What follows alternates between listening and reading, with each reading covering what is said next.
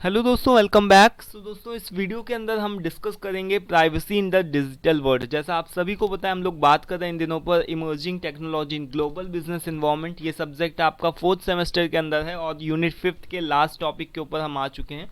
ये unit fifth का last topic है। इसके बाद से हमारा ये सब्जेक्ट खत्म हो जाएगा, emerging technology in global business environment.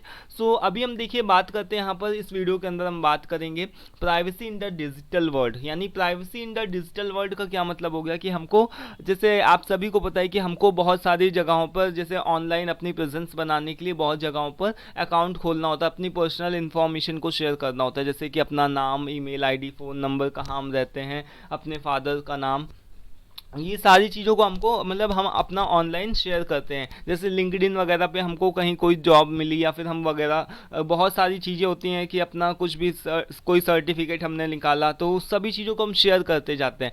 लेकिन कई बार क्या होता है दोस्तों कि जो बहुत सारी कंपनियां होती हैं या फिर ऑनलाइन बहुत सारे हैकर्स होते हैं, वो आपकी पर्सनल डेटा को वो मिसयूज़ भी कर सकते हैं, वो गलत इस्तेमाल भी कर सकते हैं। तो यही क्या है दोस्तों, इसी के अंदर हम पढ़ेंगे। उसी को हम बोलते हैं साइबर क्राइम्स, है ना। उसी को हम क्या बोलते हैं, साइबर क्राइम्स बोलते हैं। और ये सभी क्यों होते हैं, किसकी वजह से होते हैं, इसको हमको सबको देखना है। तो सबसे पहले हम बात करते हैं privacy in the digital world. इसका मतलब क्या हुआ कि जब भी हम डिजिटल वर्ल्ड का मतलब क्या होगा कि ऑनलाइन प्राइवेसी, है ना। यानी हमको अपनी ऑनलाइन प्राइवेसी होनी चाहिए। जैसे पहले के समय में तो हम अपना ट्रांजेक्शन्स होता था वो बैंक पर ही करते थे जा करके। लेकिन जब से अब एटीएम वगैरह और गूगल पे, फ़ोन पे, ये सारे यूपीआई वगैरह का ऑप्शन आया, तब से और भी ज़्यादा ये सारे फ्रॉड्स देखने को मिलते हैं। पहले तो इतने नहीं होते थे, क्योंकि पहले हमको अकाउंट खोलने, बंद करने के लिए, पैसे डालने निकालने के लिए डायरेक्ट बैंक में ही जाना पड़ता था। लेकिन अभी ये सारी चीज़ें नहीं देखने को मिलती हैं।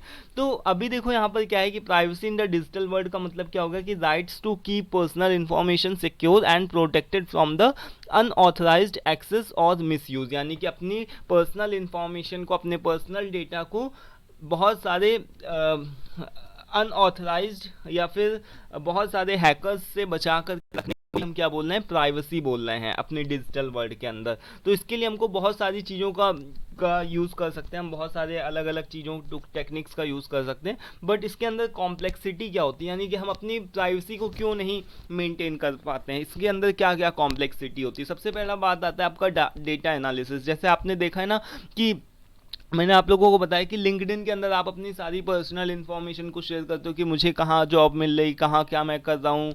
और फेसबुक, इवन फेसबुक वगैरह पे भी हम सब चीज़ों को अपडेट करते हैं। कोई सर्टिफिकेट मिला या फिर कहीं से अवार्ड मिला, कुछ भी मिला, तो हम डायरेक्ट पोस्ट करते हैं। तो डेटा एनालिसिस, यानी कि जैसे एआई वगैरह के जो भी टूल्स होते हैं ना, तो वो आपकी डेटा को, आपकी पर्सनल इन्फॉर्मेशन को अच्छी तरीके से एनालिसिस करके सभी के सामने प्रेजेंट कर सकते हैं। तो डेटा एनालिसिस हो गया, ठीक है। देन इसके बाद में आता है आपका ट्रांसपेरेंसी। ट्रांसपेरेंसी कई बार कंपनियां होती हैं या फिर कई बार जो भी अलग अलग तरीके के ऐप्स होते हैं जहां पर हम अपना डायरेक्ट मेल आईडी, अपनी पर्सनल इन्फॉर्मेशन को शेयर कर देते हैं, वो ट्रांसपेरेंट नहीं होते, वो सारी चीज़ों को खुल करके नहीं बताते हैं और बाद में आपकी डेटा को मिसयूज़ करने लगते हैं। देन इसके बाद में हैकर्स। हैकिंग का तो आपको पता ही है कि बहुत सारे हैकर्स होते हैं, वो आपकी पर्सनल इन्फॉर्मेशन को यानी कि थीफ, एक तरीके से स्टोल कर लेते हैं, लाइक चुरा लेते हैं और उसका मिसयूज़ करते हैं। Then personal data.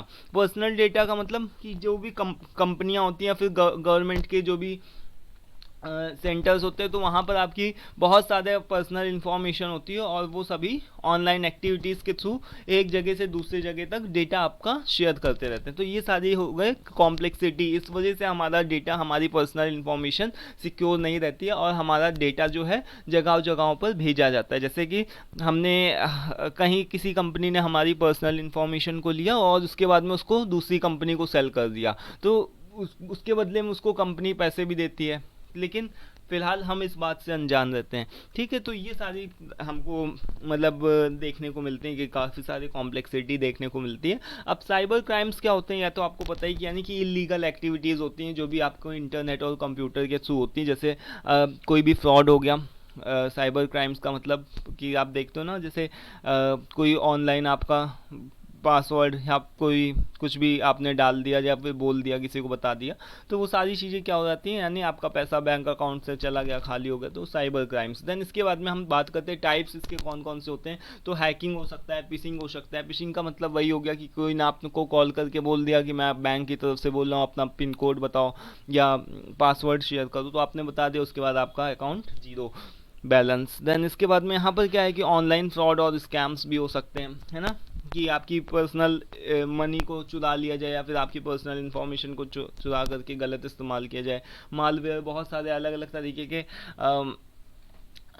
वायरसेस होते हैं जो आपके कंप्यूटर पे अटैक कर सकते हैं और आपकी पर्सनल इंफॉर्मेशन को स्टील कर सकते हैं। देन इसके बाद में आइडेंटिटी थेफ्ट, यानी आपकी पर्सनल इंफॉर्मेशन को चुराना। तो वही सारी चीज़ें, यानी basically types of cyber crimes कौन कौन से बताए गए, तो यहाँ पर 5 टाइप्स हैं और इसके अलावा भी होते हैं। तो अपने आप को प्रोटेक्ट कैसे रखा जाए, यही सारी चीज़ें बताई गई। इसमें आप अपने भी सजेशंस दे सकते हो, जैसे अपना पासवर्ड स्ट्रॉन्ग बनाओ। देन इसके बाद में अपने ईमेल्स और हर जगह अपनी डालने से बचें, हर जगह को स्ट्रॉन्ग पासवर्ड मतलब बना करके रखें, और हर जगह अपना, ये नहीं कि सब जगह अपना मेल आईडी, सब जगह अपना पर्सनल इन्फॉर्मेशन शेयर करना है, किसी भी लिंक के ऊपर क्लिक कर रहे हैं तो लिंक के ऊपर भी नहीं क्लिक करना है। सॉफ्टवेयर को अपना अपडेटेड रखें, एंटीवायरस प्रोग्राम्स का यूज़ करें। देन ऑनलाइन एक्टिविटीज़ के बारे में अवेयर रहें। Then varieties of the website, यानी कि कोई भी लिंक के ऊपर डायरेक्ट नहीं क्लिक करना है, उसको पहले चेक कर लो, अच्छे से देख लो कि वो अगर ट्रस्टेबल लिंक हो तभी उसके ऊपर क्लिक करो। तो यही चीज़ बताएगी 7th नंबर पे कि don't click on the links, ठीक है। तो how to protect yourself. And then importance क्या है पर्सनल डेटा का, आपको पता ही, प्राइवेसी के लिए, सिक्योरिटी के लिए, ट्रस्ट के लिए एंड लीगल कंप्लायंसेस इसके लिए। तो अब यहाँ पर हम बात करते हैं आप जनरल डेटा प्रोटेक्शन रेगुलेशन की, जिसको आप शॉर्ट में GDPR बोल सकते हो। तो ये क्या है दोस्तों, एक तरीके का लॉ है जो कि EU का हम लोगों ने पढ़ा था ना चैप्टर, पिछले टॉपिक में पढ़ा था। तो यूरोपियन यूनिट, ये क्या है दोस्तों, एक तरीके की यूनियन, यूरोपियन यूनियन क्या है मतलब, ये एक तरीके का 27 अलग अलग कंट्रीज़ का अलायंस है, जिसको इन लोगों ने बनाया था किस पर्पज़ से, ताकि ये अपने ट्रेड्स के जो भी बिजनेस के बैरियर्स हैं उसको हटा सकें और फ्री ट्रेड्स, यानी कि बिजनेस को खुल करके कर सकें, तो सबका प्रॉफिट हो।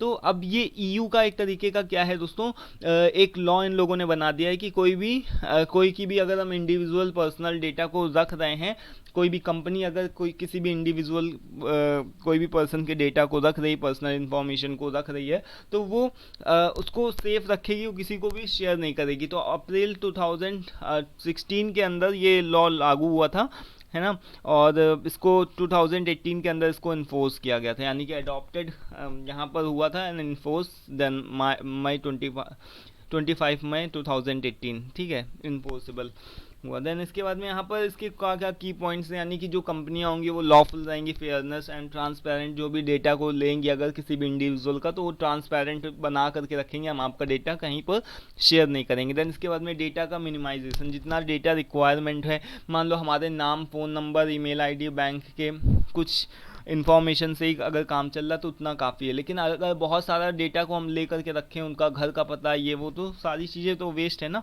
देन इसके अलावा स्टोरेज लिमिटेशन, यानी कि स्टोरेज का हमको लिमिटेशन करके रखना है, यानी एक बार मान लो कि कोई एम्प्लॉय ने छोड़ दिया, उसके बाद में 10 साल के बाद भी हम उसका डेटा रखें, तो ये भी गलत चीज़ हो गया, है ना।